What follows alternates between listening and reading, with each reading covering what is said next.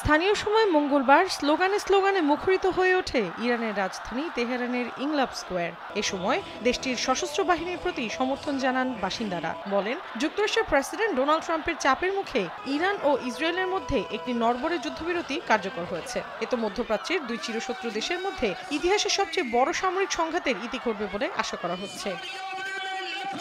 একই দিন যুদ্ধের অবসান ঘোষণা করেন ইরানের প্রেসিডেন্ট মাসুদ পেজেশকিয়ান। বলেন, মহান জাতির বীরত্বপূর্ণ প্রতিরোধের পর একটি ইতিহাস রচনা হয়েছে। এছাড়া ইসরায়েল যুদ্ধবিরতি মানলে ইরানও তা মেনে চলবে বলে জানান পেজেশকিয়ান। ইরানের সংবাদ মাধ্যম নূর নিউজকে একথা জানিয়ে তিনি বলেন, ইরান সংলাপের জন্য প্রস্তুত। তেহরান আলোচনার টেবিলে বসেই ইরানি জনগণের স্বার্থ রক্ষা করবে। পাশাপাশি আন্তর্জাতিক কাঠামোর ভিত্তিতে যুক্তরাষ্ট্রের সঙ্গে চলমান সমস্যার সমাধানে ইরান প্রস্তুত রয়েছে বলেও মন্তব্য করেন প্রেসিডেন্ট পেজেশকিয়ান। সৌদি যুবরাজ মোহাম্মদ বিন সালমানের সঙ্গে ফোন আলাপে এ মন্তব্য করেন তিনি।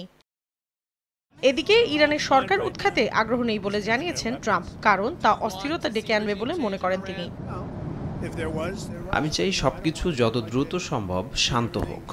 রেজিম চেঞ্জ মানেই বিশৃঙ্খলা, আর আদর্শগতভাবে আমরা এতটা বিশৃঙ্খলা দেখতে চাই না। এখানেই শেষ নয়, ইরান আর কখনো ইউরেনিয়াম সমৃদ্ধ করবে না এবং পারমাণবিক অস্ত্র পাবে না বলেও স্পষ্ট বার্তা দেন মার্কিন প্রেসিডেন্ট।